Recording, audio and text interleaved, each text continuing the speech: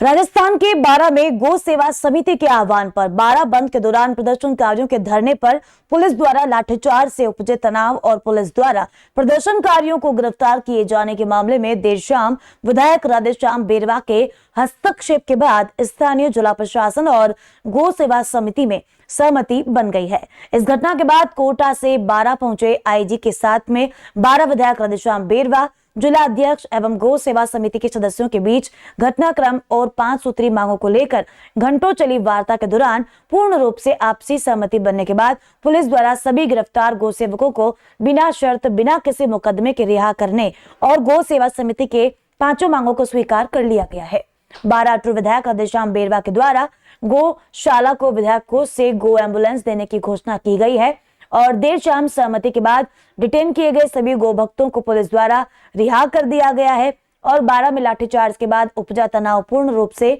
शांत हो चुका है, जिससे गौ सेवा समिति समेत अन्य जनप्रतिनिधियों और आमजन में भी खुशी देखी गई है।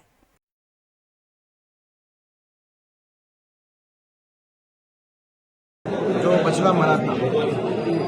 उसको काटा गया था, जो भी हुआ था उसकी निष्पक्ष जांच हो प्रथम। दूसरा, यहाँ पर गोवंश जो यहाँ पर घूमते हैं उनके लिए गौशाला का आवंटन हो जगह का। तीसरा, यहाँ पर एम्बुलेंस की बहुत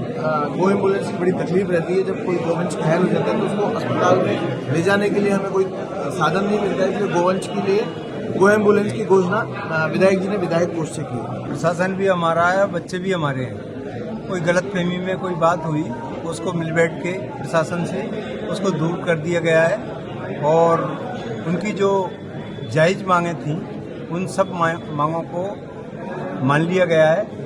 और उनको कंसीडर करके जो राज्य सरकार को भेजनी होंगी राज्य सरकार को भेजेंगे और यहाँ जो कर सकते हैं जिला प्रशासन से उसको करेंगे। और एमएलए साहब ने एम्बुलेंस के लिए जो डिमांड थी वो एम्बुलेंस एमएलए साहब राधेश्याम जी कल उपलब्ध करा देंगे, वो राशि विधायक फंड से। ऐसा है, आज ये पिछले 2-3 दिन से जो घटना चक्र चल रहा था, 6 तारीख को जो प्रकरण दर्ज हुआ गोवंश मिलने के आधार पे, तो आज इनके द्वारा मुख्य रूप से 5 मांगे रखी गई हैं। एक तो ये है कि भाई उसका निष्पक्ष अनुसंधान हो, तो निश्चित रूप से अनुसंधान कोई भी और निष्पक्ष करने का पूरा प्रयास करेंगे। दूसरा था कि अगर कोई घायल गोवंश या उनसे बच्चे या गाय मिलती है तो उनके त्वरित इलाज के लिए एम्बुलेंस की व्यवस्था हो। अगर कभी किसी का देहांत हो जाता है तो उसका शव का निस्तारण प्रॉपर तरीके से हो। डंपिंग यार्ड की उन्होंने डिमांड की है कि भाई वो व्यवस्थित हो और एक गौशाला की डिमांड की। इस टाइप से उनकी 5 डिमांड है और हमने जब अभी सारे आपस में चर्चा की तो 5 डिमांड ऐसी है कि जो पूर्ति की जानी चाहिए और अतिशीघ्र कलेक्टर साहब ने भी कहा है, स्थानीय जनप्रतिनिधियों ने भी कहा है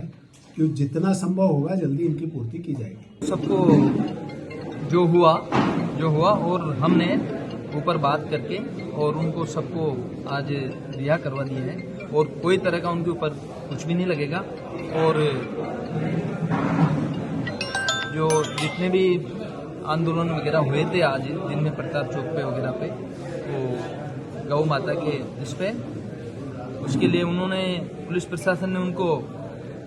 दिन में पकड़ा था और हमने बात करके और उनको रिहा करवा दिया है। और हमारे साथ जितने भी भारतीय जनता पार्टी के कार्यकर्ता हैं, वरिष्ठ नेता हैं, सब साथ हैं और अभी यहाँ से उनको सबको मुख्यमंत्री का भी सब ऊपर से सबने इसमें सहयोग किया है।